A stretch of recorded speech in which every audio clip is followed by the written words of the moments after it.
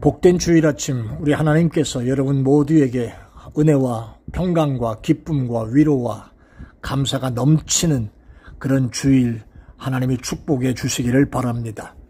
오늘은 하나님 말씀을 통해서 우리가 예배하는 자의 모습을 한번 생각해 보는 것으로 하나님 말씀을 전하려고 합니다. 여러분, 예배라고 하는 말은 우리가 영어로 서비스 혹은 워십이라는 말로 표현하지요.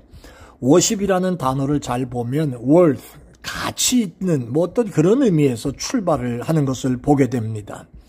그러니까 예배는 가치 있는 일이고 예배는 소중한 일이라는 것을 의미하는 얘기도 되지요. 좀 더 한마디로 정리하면 예배는 하나님을 만나는 시간이다. 이런 말씀으로 생각해 볼 수가 있습니다. 요한복음 4장 24절의 말씀에 보면 아버지께 예배하는 자들은 영과 진리로 예배할 때가 오나니 곧 이때라. 아버지께서는 이렇게 자기에게 예배하는 자들을 찾으시느니라. 아멘. 그렇게 말씀했습니다.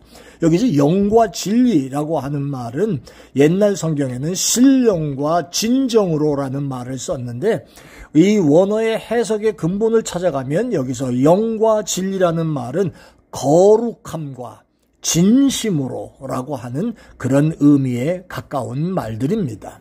그러니까 예배는 거룩함과 진심으로 드리라고 하는 그런 말씀입니다. 이것이 바로 하나님께 축복받을 예배자의 모습입니다. 그러니까 예배가 이렇게 소중한 것이기 때문에 예배를 사모할 수 있게 되시기를 주의 이름으로 축원합니다. 예배를 기대하시기를 바랍니다. 그런데 종종 우리는 준비되지 못한 예배를 드릴 때가 많습니다. 여러 가지 것들 가운데 몇 가지만 생각을 해볼게요. 하나는요, 여러분 예배 드릴 때에도 가능한 한 앞자리에 와서 앉으려고 힘써야 됩니다. 저 뒷자리에 앉아 계신 분들 약간의 문제가 있는 사람들일 수도 있습니다. 그냥 뒷구에 앉아서 조용히 그냥 그러나 그것보다도 예배는 하나님 앞에 준비하는 마음으로 일찍 나와서 예배하는 그러한 모습이 필요합니다. 또 예배는 의복도 단정하게 해야 됩니다. 이건 뻔한 얘기입니다. 여러분, 보이는 사람, 그 사람이 윗사람이든 또 어떤 사람이든 간에 그 사람들을 만나러 갈 때는 그 사람들을 의식해서 온 매무새부터 때로는 빈손으로도 안 가고 다르지요. 하물며 하나님이 우리의 윗사람이나 친구나 사람들보다 못하겠습니까? 의복도 단정하게 하나님 앞에 나올 때 그렇게 지내는 것이 옳습니다. 저는 가끔 한국에 있을 때나 미국에 와서도 이런 걸 느낍니다만은 우리 미국에서도 어떤 기간 중에 특별한 날들은 상점에서 세일들을 많이 하지 않습니까? 한국도 마찬가지입니다. 백화점 세일 같은 걸 하게 되면요, 아주 엄청난 인파들이 몰려옵니다. 그리고 그것이 또 자기가 꼭 구해야 되는 거라고 한다면 전날부터 와서, 아니 이틀 전부터 와서 기다리는 일도 있다고 그럽니다. 제가 미국에 와서 처음 본 인상 깊은 것은 이 베스트바이에서 우리 이 세일할 때 그 세일 기간에 먼저 가서 물건을 사려고 전날부터 줄을 서서 기다리고, 그리고 1인용 천막 같은 걸 치고 거기서 기다리고 있는 그런 모습을 보면서, 이야, 대단하다.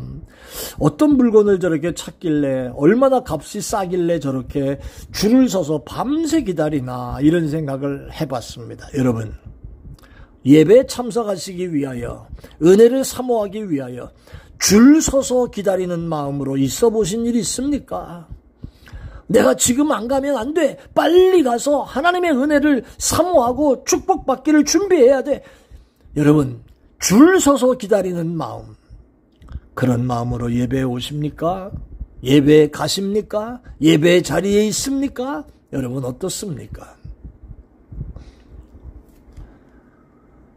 오늘 성경 히브리서 10장 25절의 말씀에 보니까 이런 말씀을 전하십니다. 모이기를 패하는 어떤 사람들의 습관과 같이 하지 말고 오직 권하여 그날이 가까움을 볼수록 더욱 그리하자. 이 말은 마지막으로 가면 갈수록 더욱더 예배를 사모하고 모이는 그런 모습을 가진 사람들이 되라 하는 말씀의 권면이지요. 사랑하는 여러분, 시대가 바뀌고 옛날과 달리 예배와 하나님께 대한 열정이 많이 식어버린 이 시대에 예배에 열심히 식어가는 것은 위기입니다. 예배를 소홀히 여겨서는 안 된다는 말입니다. 예배는 내가 몸으로 드리는 것입니다. 예배는 나의 시간을 하나님 앞에 드리는 것입니다. 나의 중심과 정성을 드리는 겁니다. 누가 대신 드려줄 수 없는 겁니다. 헌금은 대신 전해줄 수 있을지 모르겠습니다만 예배는 대신 드려줄 수 없는 것입니다. 사랑하는 여러분, 어떤 예배든지 간에 예배하는 일에 준비하고 예배를 사모하고 예배에 열심을 내는 여러분들 되시고 예배를 통해 주시는 하나님의 축복을 받아 누리는 여러분들 되시기를 예수의 이름으로 축원합니다. 자, 그렇다면 성공적인 예배, 하나님이 정말 기뻐하시는 예배, 나의 인생을 변화시키는 예배, 그 예배는 어떤 조건이 필요할까요? 그 예배를 드리기 위해서 어떤 조건을 우리가 가져야 합니까? 자, 오늘 본문 속에서 있는 말씀을 짧게 살펴보려고 합니다. 첫째는 예수 그리스도의 보혈의 은혜를 감사하면서 예배에 나오시기를 바랍니다. 본문 19절로부터 20절입니다. 그러므로 형제들아, 우리가 예수의 피를 힘입어 성소에 들어갈 담력을 얻었다. 이렇게 말씀합니다. 아멘. 예수의 피를 힘입어, 예수의 보혈의 공로를 힘입어 성소에 들어갈 힘을 얻었다. 여러분, 이 말이 왜 나오는지 구약시대를 생각해보면 압니다. 구약시대에는 성전에 가면 지성소가 있고 성소가 있습니다. 지성소는 1년에 한 번, 그것도 대제사장만 들어갈 수 있습니다. 성소는 다른 제사장들이 다 들어갈 수가 있습니다. 그 다음에는 특별히 또 레위 사람만 오고 갈 수 있는 성전의 뜰이 있습니다. 그 다음엔 또 유대인 남자, 그 다음엔 유대인 여자, 그 다음엔 맨 끝에 무렵쯤에 이방인들이 들락날락 할 수 있는 조그만 이방인들의 뜰이 있습니다. 예배 제도가 예배 드리러 가는 것도 함부로 가는 게 아닙니다. 신분에 맞춰서 갈 수 있는 마당이 따로 있었습니다. 더군다나 신분도 그렇거니와 부정한 사람 성전에 나갈 수 없습니다. 가령 예를 들어 유대인으로서 할례를 받지 못한 사람들, 또 시신을 만지는 사람들, 전염병에 걸린 사람들, 여인들 가운데 이 월경을 하고 있는 그런 여자들, 또 장애인, 이런 사람들은 예배의 자리에 나갈 수가 없습니다. 이게 구약의 예배입니다. 그러면 예배를 사모하는 사람들의 제한이 얼마나 컸겠습니까? 그런데 오늘 이 말씀을 주시는 것은 바로 그겁니다. 신약에 와서 형제들아, 우리가 예수의 피를 힘입어 성전에 갈 수 있는 담력을 얻었다, 축복을 받았다, 그 말입니다. 예수님이 우리를 위해 십자가 위에서 피 흘려 죽으심으로 지성소와 성소를 가로막고 있던 휘장이 찢어지는 그런 모습들을 통해서도 보여주셨지만, 이제는 누구든지 예수의 보혈의 공로로 말미암아 감히 하나님 앞에 나아갈 수 있게 된 것을 여러분 믿으시기를 바랍니다.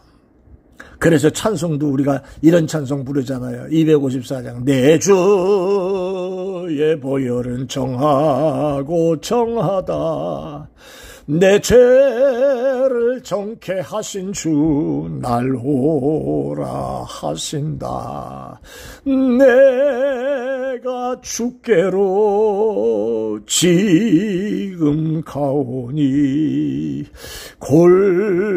골고다의 보혈로 날 씻어 주소서. 주님의 보혈은 정하고 정한, 나의 죄를 정케 해주신 주님께서 오늘도 이 예배를 통해 날 오라고 부르셨고, 지금도 세상에 찌들어 살면서 온갖 죄로 말미암아 범벅이 된 우리의 모습도 골고다 위에 흘려주신 보혈로 말미암아 씻어주신다고 하시는 그 놀라운 역사를 우리가 지금 찬송하고 있지 않습니까?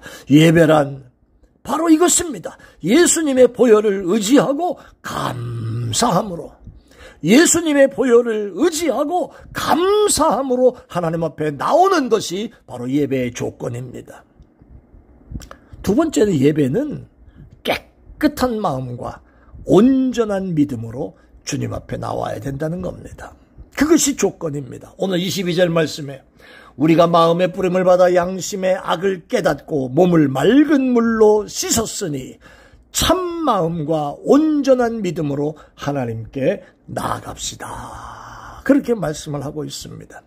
자, 이제 예수의 보혈로 말미암아 내가 악을 깨닫고 죄인임을 깨닫고 나의 몸에 나의 죄를 주께서 씻어주셨으니까 이제 우리 하나님 앞에 나가는 자세는 깨끗한 마음과 진실한 마음과 온전한 믿음으로 예배에 나가야 된다는 말씀을 가르쳐 주셨습니다. 하나님 앞에 나가는 마음은 어떤 마음이 제대로 된 마음일까요? 성경 속에서 그 구절 하나를 찾아볼 수가 있습니다. 시편 51편 17절의 말씀을 보니까 거기에 정확한 하나님의 마음과 우리를 보시는 하나님의 모습을 기록하고 있습니다. 하나님이 구하시는 제사는 상한 심령이라. 아멘. 상한 심령이라. 이 무슨 말입니까? 상한 심령이라고 하는 말은 깨어진 심령, 통회하는 마음을 의미합니다.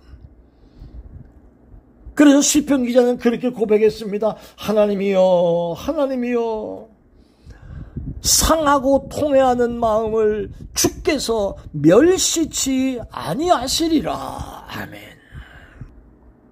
사랑하는 여러분, 우리는 내 죄를 깨닫고 주님 앞에 내 죄를 내려놓고 그곳에 성령의 임재를 경험할 수 있습니다. 참 마음으로 하나님 앞에 나가야 됩니다. 그 마음이 무슨 마음입니까? 깨진 심령입니다. 통회 자복하는 심령입니다. 나의 부족함을 고백하는 심령입니다. 교만하고 뻣뻣한 마음으로 하나님 앞에 나가는 게 아닙니다.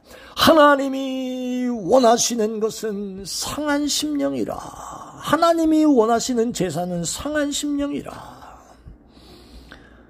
온전한 믿음으로 그 중심으로 예배의 자리에 오시기를 바랍니다. 히브리서 11장 1절의 말씀 보면 믿음이 없이는 기쁘시게 못하나니 하나님께 나아가는 자는 그가 자기를 찾는 자들에게 상 주시는 이심을 믿어야 할지니라. 아멘. 이렇게 말씀하셨습니다.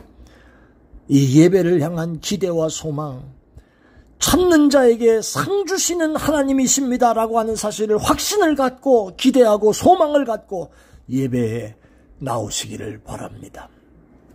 예배는 우리의 눈과 귀가 오직 하나님께 향하고 하나님의 말씀을 듣고 예배 후에는 변화된 삶을 살아가야 한다는 사실을 우리에게 가르치시는 것이 우리의 예배라고 하는 걸 깨달으시길 바랍니다. 그것이 진정한 예배 옳습니다. 사랑하는 여러분, 오늘 주일 아침 이 말씀을 통해서도 말씀을 듣고 있는 여러분, 하나님은 오늘도 진정한 예배자를 찾고 계신다고 하는 사실을 기억하십시오. 신령과 진정으로 예배를 드리는 사람, 영과 진심으로 예배드리는 사람, 이런 사람이 예배의 성공자입니다. 사람의 수준은 예배의 수준입니다. 직분의 수준도 예배의 수준이 될 수 있습니다. 그 사람이 어떤 예배의 수준을 들으느냐, 그것이 바로 그 사람의 삶을 결정하고 하나님이 보시는 그러한 척도가 되는 것을 보게 됩니다. 여러분이 예배의 승리자가 될 때 인생의 승리자가 되고 여러분의 삶에 놀라운 축복이 임하실 것을 확신하고 남은 평생 동안에도 우리들이 하나님 앞에 드리는 크고 작은 예배의 시간에 크게 승리하는 여러분들 다 되시기를 예수 이름으로 축원합니다. 아멘.